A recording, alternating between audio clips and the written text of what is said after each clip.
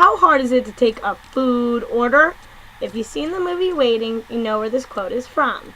This quote is said by a woman who assumes that the job of waiter or waitress only consists of taking food orders.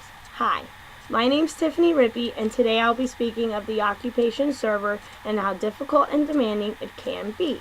I will be talking about day-to-day responsibilities, difficult situations servers are often put into, and the fact that the national average income for a server has dramatically decreased due to the recession.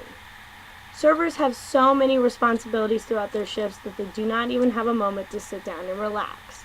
The restaurant industry is filled with fast-paced jobs, and when it's busy, there's no downtime. Servers are responsible for their tables.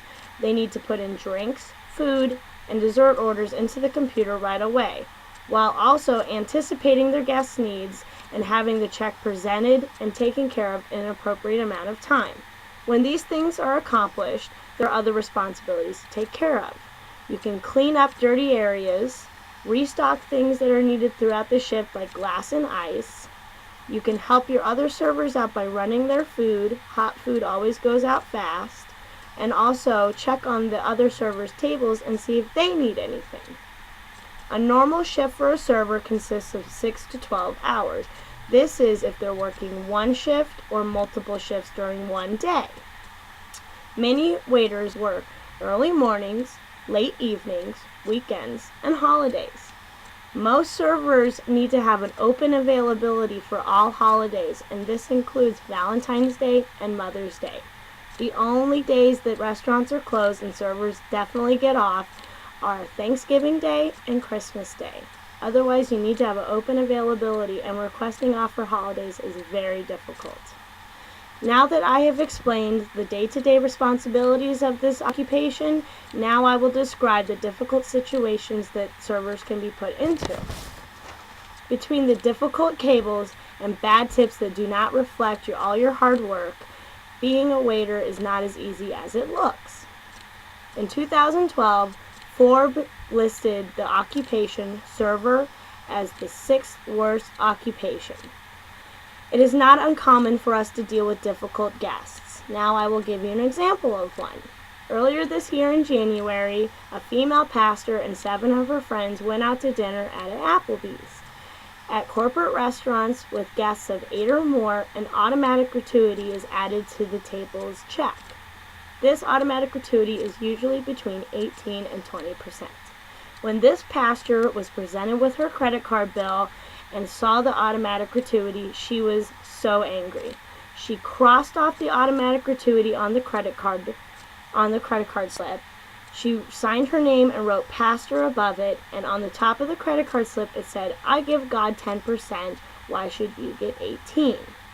This guest refused to pay the automatic gratuity. This is not uncommon for us to deal with disrespectful and demanding guests like this. We are not allowed to talk back or tell them how we really feel. You have to smile, nod, and take it. It is not uncommon for parties of 8 or more to demand the automatic gratuity be taken off their check. At corporate restaurants, managers are not even allowed to argue with this. They must remove the automatic gratuity, and the server must suffer. When this happens, about 75% of the time, the servers are ended up with no tip at all. So all that hard work went into a large party for no payback. Not only do we have to deal with difficult guests, we often have to deal with a difficult kitchen staff. If the kitchen is slow one night and food is taking a long time to come out, the tables aren't looking at the kitchen for an explanation. They're looking at you. You get blamed for the kitchen taking a long time. You have to distract them, make them happy, and maybe tell a joke to get their mind off how hungry they are. Expert servers know when to get the managers involved. When a table is that angry, it's time to get the manager involved. The worst is when celebrities put out that tipping bad is okay. Rachel Ray has been known to say on her show that tipping less than 20% is acceptable. This is so outrageous for somebody that has so much money to go out publicly and say that we are not worth 18%. 20 nowadays. Now that I have talked about the difficulties that servers often run into, now I will speak about how the recession has affected the server's national income. Since 2008, the income has dramatically decreased. From personal experience, I can tell you that the amount of people that come out to eat between 2007 and now is very different.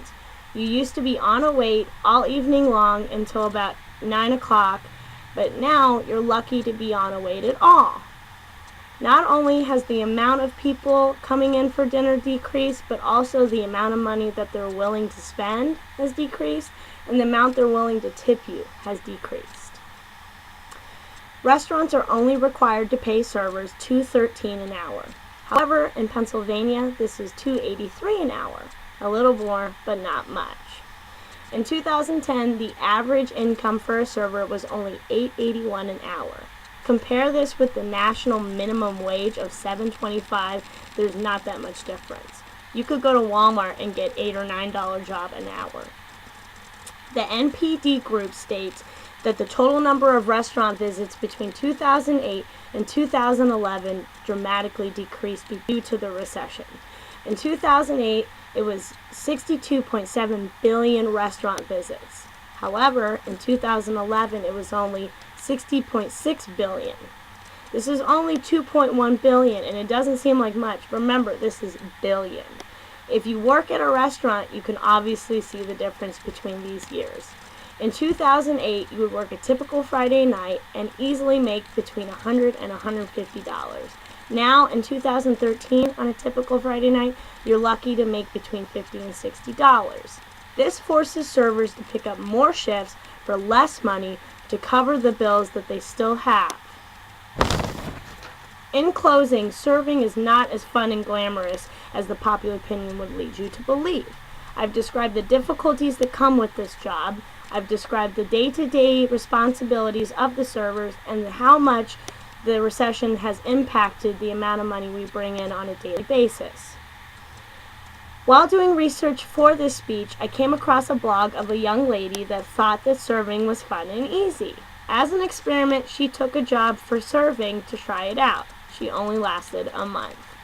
After all the burns from the hot plates, the bad tips that didn't reflect all of her hard work, and the difficult and rude guests, she quoted, "Serving is the hardest job on earth." I hope you've learned something about this difficult and demanding job, and will think about this next time you're out for dinner or lunch. Thank you so much for your time, and I look forward to any questions or comments.